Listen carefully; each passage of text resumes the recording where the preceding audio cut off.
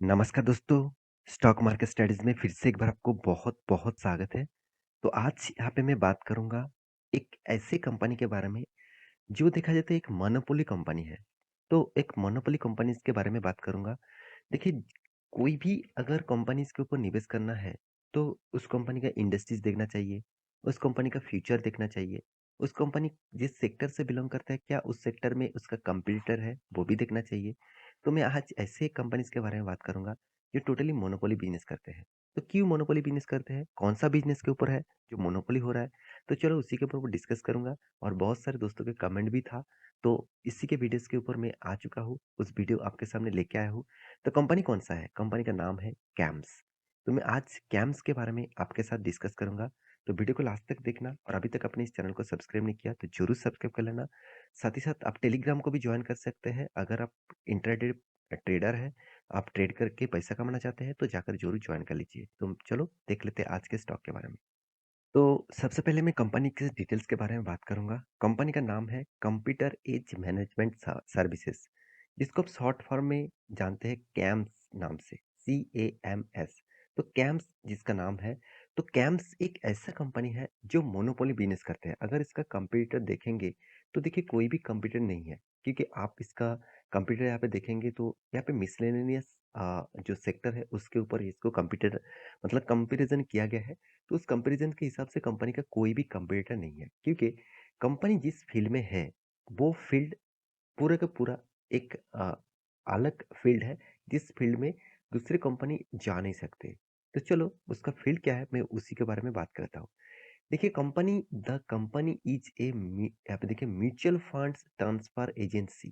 तो देखिए, लोग 2 तरीके से स्टॉक मार्केट में इन्वेस्ट करते हैं। देखिए, बहुत सारे तरीका है, फिर भी लोग इक्विटीज़ में निवेश करते हैं, मतलब आप और हम जिस तरीके से निवेश कर रहे हैं स्टॉक मार्केट में, कोई भी स्टॉक खुद पिक कर रहे हैं, खुद डिसीज़न लेकर, तो उसको बोलते हैं इक्विटीज़ मार्केट में निवेश करना।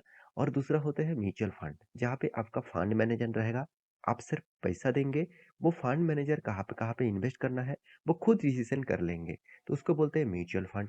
तो जितने सारे म्यूचुअल फंड्स हैं, उसका जो फंड ट्रांसफर मतलब आप मान के चलिए कोई भी पैसा डाल रहे हैं, वो पैसा आप फिर से वहाँ से वापस कर रहे हैं, तो ये जो फंड ट्रांसफर हो रहा है ना, तो इसका जो मैनेजमेंट है, इसका जो सर्विस है, वही सर्विसेज कौन प्रोवाइड करते हैं?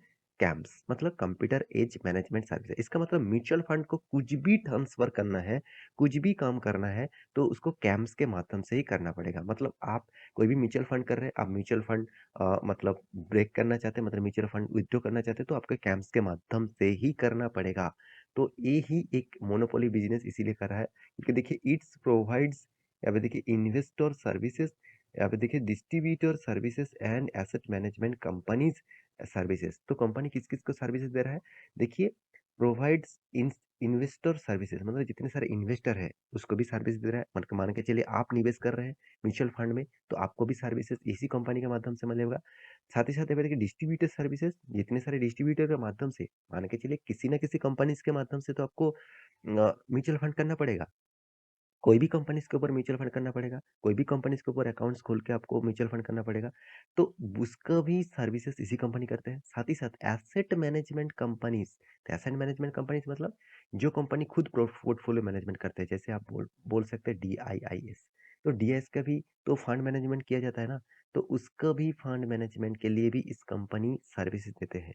तो कंपनी इसीलिए मैं मोनोपोली बता रहा था कि कंपनी के जो बिज़नेस मॉडल्स है, वो टोटली मोनोपोली के जैसे हैं।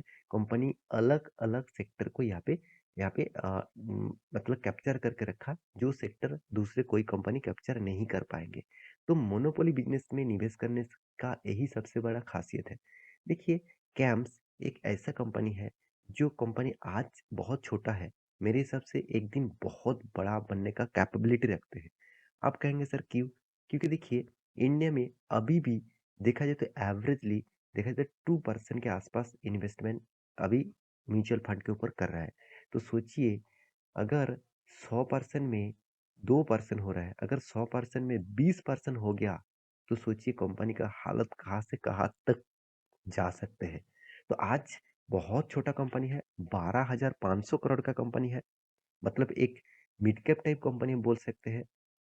तो जब लार्ज कैप बनेगा, जब ब्लू चिप बनेगा, तब इस कंपनी का फिगर किस तरीके से होगा आपको देखने को मिलेगा। इस कंपनी का जो मुझे जो स्ट्रेंथ जो दिखते हैं, मुझे इस कंपनी का जो खासियत दिखते हैं, वो बहुत स्ट्रॉन्ग है। मैं इस कंपनी के ऊपर बहुत पॉजिटिव हूँ। मैं हाँ, ये मेरे खुद के ओपिनियन है।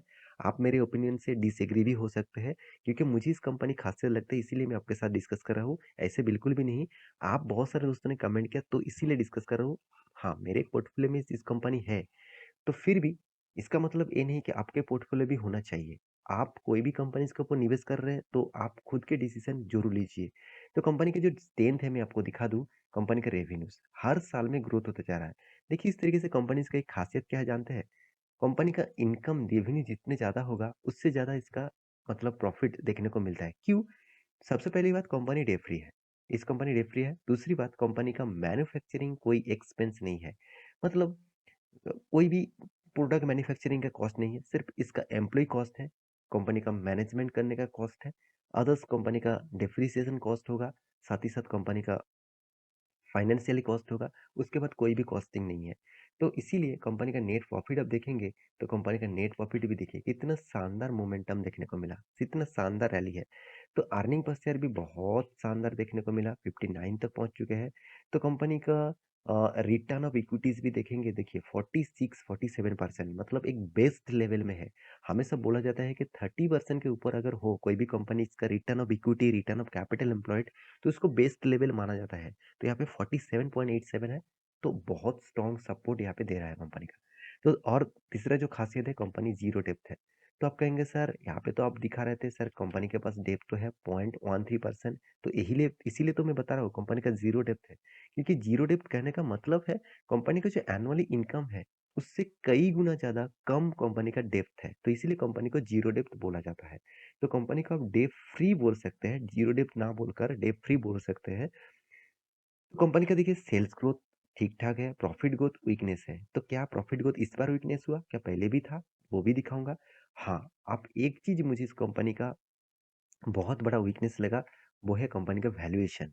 कंपनी का वैल्यूएशन मुझे बहुत हाई वैल्यूएशन में देखने को मिला। जैसे कंपनी का पी रेशियो कितना 46.9 है, कंपनी का इंडस्ट्रीज पी रेशियो कितना है 26.5 है। तो आप कहेंगे सर इसका तो इंडस्ट्रीज नहीं है, कंपनी तो खुद अकेला मार्केट में मोनोपोली कर रहा है, तो उसके हिसाब से क्या ठीक है? बिल्कुल भी नहीं। क्योंकि हमेशा माना जाता है 10 से 30 के अंदर आपको पी रेशियो होना चाहिए। तो यहाँ पे आपको दिखाया जा रहा है कि 46% है। इसका मतलब बहुत हाई पी रेशियो में कंपनी ट्रेड कर रहा है, हाई वैल्यूएशन के ऊपर ट्रेड कर रहा है। और दूसरी बात, और भी एक हाई वैल्यूएशन देखने को मिला, कंपनी 1 रुपये कमाने के लिए कंपनी को 14 रुपये इन्वेस्टमेंट करना पड़ रहा है। तो हाई वैल्यूएशन के साथ, हाई इन्वेस्टमेंट के साथ कंपनी को प्रॉफिट कमाना पड़ रहा है। तो कंपनी के प्रॉफिट एंड लॉस के बारे में बात करें तो कंपनी यहाँ पे शानदार प्रॉफिट को मेंटेन किया, बहुत शानदार तरीके से कंपनी ने यहाँ पे प्रॉफिट रेशियोज को मेंटेन करता है। साथ ही साथ रिटर्न के हिसाब से आप देखेंगे तो कुछ भी रिटर्न आपको नहीं मिला, क्योंकि कंपनी अभी तक 3 साल नहीं हुआ। कंपनी हाल ही में लिस्टिंग हुआ कोविड के सिचुएशन के टाइम में, कोविड के बाद मतलब लॉकडाउन, फास्ट लॉकडाउन के बाद कंपनी लिस्टिंग हुआ था। तब से लेकर कंपनी एक ही रेंज बाउंड में काम कर रहा है। कंपनी का सेल्स ग्रोथ, कंपनी का प्रॉफिट ग्रोथ बहुत शानदार तरीके से देखने को मिलेगा। और यही एक खासियत के कारण कंपनी एक्स्ट्रा बेनिफिट भी आपको दे चुके हैं, डिविडेंड। डिविडेंड कंपनी साल भर में 3-3 बार करके डिविडेंड दे रहा है, 4-4 बार के डिविडेंड दे रहा है। 2021 में कंपनी 4 बार डिविडेंड दिया। देखिए कंपनी यही से आपको खासियत देखने को मिला। देखिए 2022 में ऑलमोस्ट 3 बार डिविडेंड कंपनी दे चुके हैं। और 3 बार का जो टोटल जो डिविडेंड है आप देखेंगे तो 10 रुपया से भी ज़्यादा, 12 रुपया प्लस 6.75 रुपीज़, तो करीबन 30 रुपीज़ के आसपास कंपनी डिविडेंड दे चुके हैं। एक साल में 30 रुपीज़ का डिविडेंड। और कंपनी का जो प्राइस बैंड है देखा जाए तो 2000 के आसपास। तो आप 2000 से आप मल्टीप्लाई करेंगे 30 में, तो करीबन 60% का डिविडेंड कंपनी आपको दे चुके हैं। तो बहुत अच्छी तरीके से डिविडेंड यहाँ पे कंपनी आपको पे आउट भी करते हैं। तो इंस्टीट्यूशन भी इस कंपनी के ऊपर भरोसा करते हैं, क्योंकि फ्यूचर में इस कंपनी में ग्रोथ जरूर दिखेगा। तो इसलिए इंस्टीट्यूशन पहले एकदम ना के बराबर माल उठा के रखे थे, आज वो माल बढ़ा चुके हैं। हाँ, डीएस थोड़ा सा माल बेच चुके हैं। पब्लिक इस कंपनी को फायदा उठा चुके हैं। तो प्रोमोटर भी इस कंपनी के ऊपर थोड़ा सा स्टेक कम कर चुके हैं, क्योंकि देखिए इस तरीके से कंपनीज के ऊपर प्रोमोटर ज़्यादा से ज़्यादा देखने को नहीं मिलता है। तो इस कंपनी के चार्ट पैटर्न के बारे में बात करूँ तो देखिए कंपनी आपको एक अच्छा खासा यहाँ पे डिस्काउंट लेवल में कंपनी का आपको ट्रेड देखने को मिला है। कंपनी आपको 50% डिस्काउंट में अभी कंपनी का प्राइस देखने को मिला है। कंपनी आपको 50% डिस्काउंट में माल दे रहा है। तो इस 50% सॉरी 15% का डिस्काउंट के फ़ायदा आप उठाएँगे कि नहीं उठाएँगे मुझे कमेंट करके ज़रूर बताना। तो ये जो वीडियो था वो आपको कैसा लगा मुझे ज़रूर कमेंट करना क्योंकि टोटल वीडियो एजुकेशन पर्पज़ में था। तो मैं सारी जानकारी मतलब ज़्यादा से ज़्यादा जानकारी आपके सामने मैं डिस्कस कर चुका हूँ। तो आशा करता हूँ सारी जानकारी आपको मिल चुका है। मेरे वीडियो कैसे लगा ज़रूर कमेंट करना। इसी तरीके से वीडियो पाने के लिए चैनल को सब्सक्राइब भी करना। मिलते हैं नेक्स्ट नया स्टॉक लेके, तब तक के लिए अच्छे से रहिए। अपने ख्याल रखिए। Bye bye.